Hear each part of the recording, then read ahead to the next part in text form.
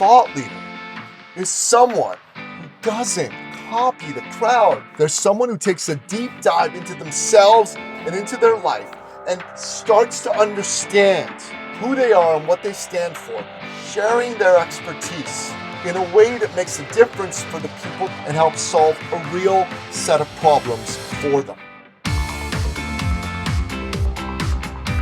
Welcome to the Thought Leader Revolution with Nicky. Join the revolution. There's never been a better time in history to speak your truth, find your freedom, and make your fortune. Each week, we interview the world's top thought leaders and learn the secrets of how they built a 6 to 7 figure practice. This episode has been brought to you by eCircleacademy.com, the proven system to add 6 to 7 figures a year to your thought leader practice. Welcome to another exciting episode of the podcast, The Thought Leader Revolution. I'm your host, Nicky. And boy, do we have another exciting episode lined up for you today. Today's episode is Thought Leader Nugget number 115. Wow, time flies. Seems like we just started doing these yesterday. And I've got a super important topic for you today. And this is about thought leader versus influencer.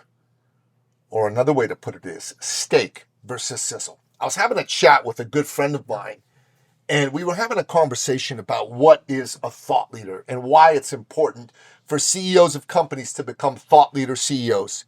And he started to tell me that in his opinion, a thought leader was somebody who had good stories to tell and told stories that captivated the audience's attention and were really good at capturing attention. And that's what made him a thought leader. And I thought, wait up, hold up, what? No. That's sizzle, man. A story by itself is just sizzle. A thought leader is someone who doesn't copy the crowd. They're not a cover band. They're someone who creates original music. They're someone who takes a deep dive into themselves and into their life and starts to understand who they are and what they stand for. What are the key events of their life? What are the adversities? What are the accomplishments? And what have they learned from them? They take them out of their head and they put them down on paper in a structured way and they create IP. And they use that IP to put together a coherent body of work, a coherent set of messages that's all about sharing their expertise with the world in a way that makes a difference for the people that care about that expertise and help solve a real set of problems for them.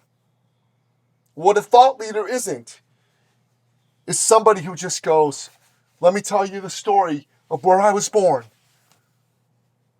I was born in a log cabin with no electricity and no indoor plumbing. And I got out of that log cabin and I moved to New York City. And I married a rich person, and they gave me $1 billion, and I used that to make a $200 million fortune by losing $800 million. I'm just joking. But that's the sort of thing that an influencer talks about. They're a little bit full of crap. They go, and they're really good at saying the right things to evoke emotion. But they're not necessarily good at teaching you something that's going to make a difference in your life, that's going to help take you from tragic to magic and the things that matter to you. But a thought leader will sit down, think about their life, think about the key things that have happened to them, write them down. They'll start to think about their life and say, if my life were a movie, what would be the title of my life story? When I was 11 years old, my father died. That left me with a sense of loss and betrayal. And I decided to protect myself, and so I started to run this as a pattern. They start to think about that and put it down on paper, and they use some methodology like the ones we teach that we learned from that church and create IP snapshots and pink sheets. And they use those as the basis of creating very powerful messaging in the form of videos and in the form of quotes that they put out there. And then they take all that and they make sure that it coheres into a message, the type of message that's all about making a difference for and solving a set of problems for the people who care in the space that we work in. That's thought leadership.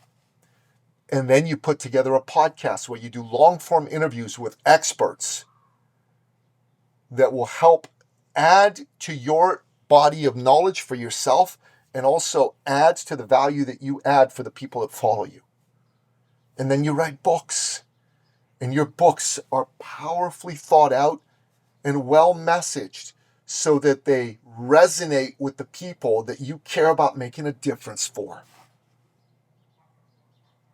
And once you've done this over a period of time, you've created a whole bunch of videos, you've recorded a whole bunch of podcasts, you've written 1, 2, 3, 4, 5, 6, 7, 8 books. Man, that's how you get to stand out as a thought leader, as the go-to authority in your space. That's how it works. Not by you telling some lame-ass story that nobody cares about, really, that just sounds good in the moment and gets people excited but then disappears. It's like biting into Sizzle and realizing that you burned your lips when what you could have done is you could have bitten into a juicy, medium rare ribeye steak. Wow. Our friend the influencer is just peddling that sizzle and doesn't care that he burned your lips because he's got a gazillion followers who just seem to be addicted to sizzle. So don't be a sizzle seller, be a steak seller. And if you're somebody who consumes content, stop being addicted to the sizzle and start getting excited about eating steak, medium rare, elk meat, shot by a master hunter. And that wraps up another exciting episode of the podcast, The Thought Leader Revolution. And if you enjoyed this episode, share it with somebody who needs to hear this message. Bolu out. This episode has been brought to you by eCircleAcademy.com, the proven system to add 6 to 7 figures a year to your thought leader practice.